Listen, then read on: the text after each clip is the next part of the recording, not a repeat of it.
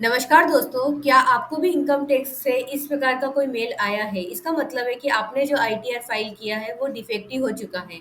आज हम ये इसी पर डिस्कस करेंगे कि यदि कोई डिफेक्टिव रिटर्न का नोटिस आता है तो उसका रिप्लाई देने की पूरी प्रोसेस मैं आज आपको बताऊंगी और साथ में डिफेक्टिव रिटर्न होता क्या है, कौन-कौन से रीज़न है जिसकी वजह से नोटिस भेजा जाता है, इसको आज हम डिटेल में समझेंगे।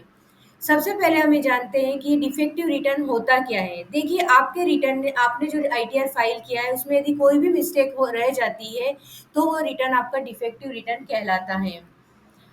ये जो नोटिस आता है वो अंडर सेक्शन 139(9) के अंतर्गत आता है और ये नोटिस आपको आपके मेल आईडी, जो भी इनकम टैक्स डिपार्टमेंट में आपका मेल आईडी रजिस्टर्ड है उस मेल पर आपके पास ये नोटिस आता है और इसको आप चाहें तो अपने इनकम टैक्स के अकाउंट में भी जाकर आप इसको देख सकते हैं, वो भी मैं आगे जाके आपको बताऊंगी। अब नोटिस आने के बाद इसका जो रिस्पॉन्स देना है वो आपको 15 दिन के अंदर आपको देना होता है। अब बात करते हैं कि क्या-क्या रीज़न है जिसकी वजह से हमारा रिटर्न डिफेक्टिव हो जाता है। तो उसमें से कुछ पॉइंट जो इम्पोर्टेंट पॉइंट है उस पर हम अभी डिस्कस करेंगे। सबसे पहले पॉइंट है इनकम्प्लीट आईटीआर। आईटीआर फॉर्म में जितनी भी इंफॉर्मेशन चाहिए होती है, यदि वो आपने फिल नहीं किए, कोई भी इंफॉर्मेशन आप छोड़ देते हैं, तब आपका रिटर्न डिफेक्टिव में आ जाता है। मिसिंग टैक्स इंफॉर्मेशन, जैसे आपने कोई टैक्स जमा किया है और उससे रिलेटेड कोई इंफॉर्मेशन आपने रह गई है आपकी, तो भी आपका रिटर्न डिफेक्टिव होता है। टीडीएस एंड इनकम मिसमैच, आपका टीडीएस हुआ है और उस टीडीएस हुआ है तो उसकी इनकम भी होगी। अगर आपने टीडीएस तो रिटर्न में ले लिया, लेकिन उसकी जो इनकम है, मान लीजिए कि आपके ऊपर आपका एफडी का इंटरेस्ट है 10,000 1 लाख रुपए का, उसके ऊपर टीडीएस हुआ है आपका 10,000 रुपए। तब वो 10,000 रुपए आपने टीडीएस तो क्लेम कर लिया, लेकिन आपने वो 1 लाख रुपए इंटरेस्ट की इनकम नहीं दिखाई है, मतलब आपका इनकम और टीडीएस मिसमैच हो गए, तो भी आपका रिटर्न डिफेक्टिव हो जाएगा। बुककीपिंग इश्यू, इसका मतलब ये है कि यदि आपको जो भी आईटीआर में आपके financial statement, profit and loss account, trading account, balance sheet जो भी आपको सबमिट करने थे, जो इन्फॉर्मेशन आपको देनी थी वो आपने नहीं दी है। इनकम टैक्स ऑडिट से रिलेटेड भी हो सकता है, जैसे कि अगर आपके ऊपर इनकम टैक्स ऑडिट एप्लीकेबल है तो आपको ऑडिट रिपोर्ट और साथ में फाइनेंशियल स्टेटमेंट भी आपको सबमिट करने होते हैं, वो आपने सबमिट नहीं किए हों।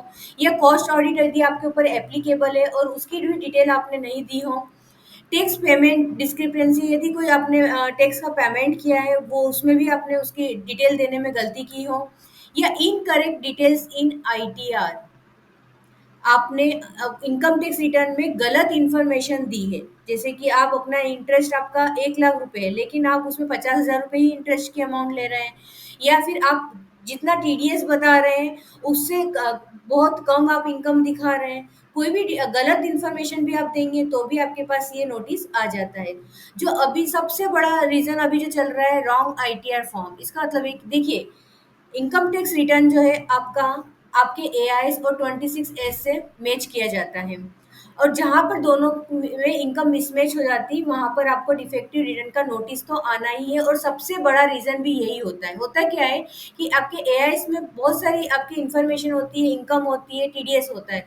करीब 57 ट्रांजैक्शन है, इनकम और एक्सपेंसेस है, जो कि आपके एआईएस में शो होते हैं, जिसके ऊपर मैंने डिटेल में एक वीडियो भी बनाया हुआ है, उसकी लिंक मैं डिस्क्रिप्शन बॉक्स में दूँगी, वो आप ज़रूर देख लें। तो वो सारी इन्फॉर्मेशन आपके एआईएस में रहती है। अगर आपने उसमें से कोई भी इन्फॉर्मेशन आपकी मैच नहीं करेगी, जैसे कि एआईएस में इनकम कुछ और आ रही है, आप अपने रिटर्न में कुछ और ले रहे हैं, तो भी आपके पास डिफेक्टिव रिटर्न का नोटिस आएगा। या फिर अभी एक और है कि बहुत सारी इनकम जो है आपके आईटीआर 2 में जानी चाहिए थी, लेकिन आपने आईटीआर 1 सबमिट कर दिया, मतलब एआईएस में जो इनकम दिख रही है उसके लिए आपके ऊपर एप्लीकेबल कोई और आईटीआर फॉर्म हो रहा है, आपने कोई और आईटीआर फॉर्म सबमिट कर दिया। मान लीजिए कि उसमें आपकी एआईएस में आपकी बिजनेस इनकम शो हो रही है और आपने आईटीआर 1 या 2 फाइल कर दिया, तो भी आपका क्या होगा, आपका रिटर्न डिफेक्टिव में आ जाएगा। तो ये तो केवल कुछ ही रीज़न है, इसके अलावा भी कहीं पर भी यदि ज़रा-सी भी यदि मिस्टेक होती है, मिसमैच होता है, सबसे बड़ा आपका एआईएस और 26 एस से पूरी तरह से आपका इनकम टैक्स रिटर्न मैच होना चाहिए, और जो-जो इनकम आपकी है उसी के हिसाब से आपका आईटीआर फॉर्म भी होना चाहिए। ऐसा नहीं कि इनकम कुछ और है और आप आईटीआर फॉर्म कुछ और ले रहे हैं। सबसे बड़ी वजह अभी जो नोटिस आ रहे हैं वो सब इसीलिए आ रहे हैं क्योंकि किसी के ऊपर क्योंकि एआईएस से मैच हो रहा है, तो एआईएस की इनकम के अनुसार आप लोगों ने आईटीआर फॉर्म सिलेक्ट नहीं किए हैं। और कई बार क्या हो रहा है कि एआईस की इंफॉर्मेशन में कुछ गलत इंफॉर्मेशन भी आ रही है, तो गलत इंफॉर्मेशन को आपको पहले सही करना होगा, उसको आपको फीडबैक देना होगा, फिर ही आप अपना रिटर्न फाइल कर पाएंगे। नहीं तो आप रिटर्न में तो सही इंफॉर्मेशन लेंगे, एआईएस में गलत इंफॉर्मेशन रहेगी, फिर मिसमैच हो जाएगा। तो इससे अच्छा है कि पहले आपको एआईएस में अगर कोई गलत इंफॉर्मेशन है तो उसको आप सही करना होगा। इसके लिए भी मैंने एआईएस में फीडबैक कैसे देना है उस पर एक सेपरेट वीडियो बनाया हुआ है, उसकी लिंक मैं आपको डिस्क्रिप्शन बॉक्स में दे दूंगी। अब हम बात करते हैं कि यदि डिफेक्टिव रिटर्न का नोटिस आता है तो आपको रिप्लाई कैसे करना है, उसकी कंप्लीट प्रोसेस अब हम समझते हैं। सबसे पहले आप इनकम टैक्स की साइट ओपन कर लें। इनकम टैक्स की साइट ओपन करने के बाद आपको लॉगिन करना है। अपना यूज़र आईडी जो आपका पैन नंबर होगा और आपका पासवर्ड देकर आपको यहाँ पर इनकम टैक्स की साइट पर लॉगिन करने के बाद आप यहाँ पर आएँगे। देखिए यदि आपको एआईएस ज़रूर चेक कर लें, क्योंकि आप एआईएस चेक करेंगे तो आपको समझ में आ जाएगा कि आपने कहाँ गलती की है। एक तो आपके नोटिस में एरर क्लियर रहती है, तो एक ही तो ये एआईएस चेक कर लें और अपना 26 एस ज़रूर चेक कर लें। चलिए अब हम आते हैं नोटिस के ऊपर, तो आप पेंडिंग एक्शंस में जाएँ, इसमें ई प्रोसीडिंग्स पर क्लिक करें। जैसे ही आप ई प्रोसीडिंग्स पर आएँगे, यहाँ पर आपका जो डिफेक्टिव नोटिस इश्यू हुआ है, उसकी डिटेल आपके सामने आ जाएगी। देखना है, मैंने बताया था आप साइट पर भी नोटिस दे सकते हैं, तो व्यू नोटिसेस ऑर्डर पर आप क्लिक कर दें, तो आप यहाँ से आप अपना नोटिस भी आप देख पाएँगे। तो नोटिस या लेटर पीडीएफ यहाँ से आप डाउनलोड कर सकते हैं। अब आते हैं हमको रिस्पॉन्स सबमिट करना है। एक बात का और ध्यान रखिएगा कि जो रिस्पॉन्स आप एक बार सबमिट कर देंगे तो उसको आप चेंज नहीं कर पाएँगे। तो इसलिए पूरी तरह से पहले नोटिस को अच्छी तरह से पढ़ लें, उसमें क्या एरर है, उसके बाद अपने एआईएस 26 एस से उसको चेक करें, अपने एआईएस में फीडबैक दे दें अगर कुछ गलत है तो, और उसके बाद आप इसको सबमिट आपको करना है। और ये देखिए आपके पास 15 डेज का टाइम होता है। अब जैसे ये नोटिस इशू हुआ था 4 जून को और इसका रिस्पॉन्स की ड्यू डेट है 19 जून का। ठीक है, अब हम जाते हैं सबमिट रिस्पॉन्स ऑप्शन पे जाना है, आपको रिस्पॉन्स देना है। यदि आप सबमिट रिस्पॉन्स करेंगे तो रिस्पॉन्स टू डिफेक्टिव नोटिस का आ जाएगा। अब यहाँ पर आप यहाँ देखेंगे तो यहाँ पे डिफेक्ट की डिटेल्स आपको दिख जाएगी, तो ये डिटेल आपको देखनी है। देखिए यहाँ पर एरर आ रही है कि क्या एरर आपकी हुई है, वो एरर यहाँ पे आ जाएगी और यहाँ पर आपके पास उसका रिजोल्यूशन क्या हो सकता है। जैसे यहाँ पर देखा जाए तो यहाँ पे बताया गया है कि जो आपकी इनकम है वो 26 एस की इनकम से आपका जो आईटी आपने क्या किया था, आईटीआर 1 फाइल किया था, लेकिन जो इनकम आपकी बताई गई है उसके अनुसार आईटीआर 1 आपका फाइल नहीं होना चाहिए, आपका दूसरा आईटीआर फाइल होगा। कोई आईटीआर का दूसरा या तो आपका आईटीआर 2 फाइल होगा या और कोई आईटीआर फाइल होगा, वो आपको चेक करना होगा। ठीक है, तो यहाँ पर यही बताया गया है कि आप क्या करें, जो टाइम दिया गया है उस टाइम पीरियड के अंदर अपना वापस से नया रिटर्न तैयार करें और वो रिटर्न यहाँ पर अपलोड कर दें। अब इसका रिस्पॉन्स कैसे देना है, सबसे पहले आपको तो एरर अच्छे से समझ लेनी है। उसके बाद आप नीचे की ओर जाएंगे, do you agree with the defect. यहाँ पर आपके सामने दो ऑप्शन आ रहे हैं, एग्री या डिसएग्री। ऐसे 99% केस में ये जो नोटिस आता है वो बिल्कुल सही होता है। कहीं ना कहीं आपकी इनकम मिसमैच हो रहेगी, कुछ ना कुछ गलती हुई होगी तो ही आपके पास ये नोटिस आया है। तो अब ऐसा नहीं कि जल्दी जल्दी में आप बस उसको डिसएग्री कर दें। और मान लीजिए उसके बाद भी आपको लगता है कि नहीं ये नोटिस आया है, ये गलत है, आपने सब कुछ सही इन्फॉर्मेशन दी है, सही आईटीआर फॉर्म लिया है, तो आप डिसएग्री पर क्लिक करें। जैसे ही आप क्लिक करेंगे डिसएग्री पर तो आपके पास रीज़न पूछा जाएगा, तो आप उसमें अपना पूरा कंप्लीट रीज़न यहाँ पर दें कि किस वजह से आपको लगता है कि आपका ये जो नोटिस आया वो गलत है।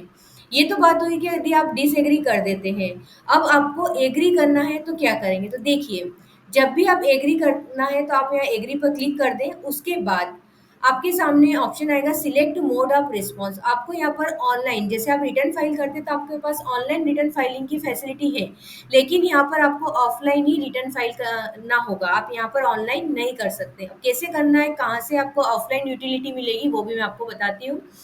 फिर उसके बाद सिलेक्ट आईटीआर टाइप। अब आपको यहाँ पर आईटीआर टाइप सिलेक्ट करना है कि आपको कौन सा आईटीआर यहाँ पर लेना है। मान लिया आईटीआर 1 2 3 4 जो भी आपके ऊपर एप्लीकेशन। अच्छा, ये आईटीआर टाइप आपको लेना है। अब नया आईटीआर आपको कौन सा फाइल करना है, मतलब पहले तो आपने गलत किया है। अगर मान लीजिए कि आपने आईटीआर 1 किया है और अभी भी आपको आईटीआर 1 ही फाइल करना है आपकी इनकम को देखते हुए, तब तो आप आईटीआर 1 ही लें।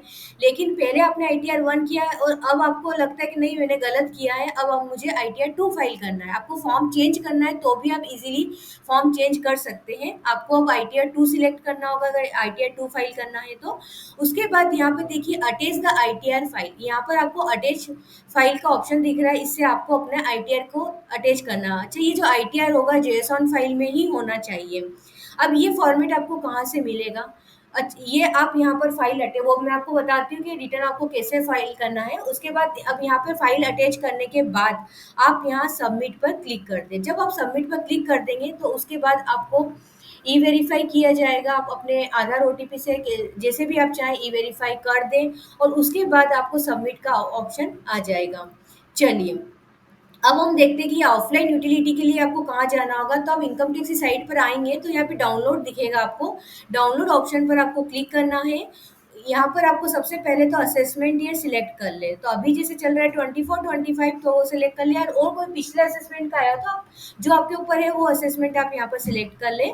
उसके नीचे आप देखेंगे तो कॉमन ऑफलाइन यूटिलिटी आपको दिखेगा ITR 1 टू ITR 4। अब देखिए, यहाँ पर 2 तरह की यूटिलिटी होती है। एक तो जावा बेस्ड यूटिलिटी होती है और एक एक्सेल बेस्ड यूटिलिटी होती है। यदि जावा बेस्ड यूटिलिटी में आप आईटीआर फाइल करेंगे, तो सेम आपकी जो ऑनलाइन प्रोसेस आपने जो ऑनलाइन रिटर्न फाइल किया था ना, वैसे ही आपको ऑफलाइन यूटिलिटी से भी जो जावा बेस्ड है, उससे भी आपको सेम प्रोसेस होके वही रहेगी। तो ये जावा बेस्ड करना है तो आप ये यूटिलिटी दिख रहा है तो आप इस यूटिलिटी पर आप डाउनलोड कर लें और अपना ऑफलाइन यूटिलिटी डाउनलोड करने के बाद उसमें जैसे आपने ऑनलाइन फाइल किया था ऐसे ही अच्छा रिटर्न जो फाइल करेंगे पूरी तरह से आप सेम प्रोसेस रहेगी। जैसे हम शुरू में रिटर्न फाइल करते हैं उस पूरी प्रोसेस सेम रहेगी, वैसे ही आपको रिटर्न फाइल करना है। ITR 1 2 कैसे फाइल करने हैं इसके लिंक भी मैंने डिस्क्रिप्शन बॉक्स में दी है, वो वीडियो भी आप देख सकते हैं।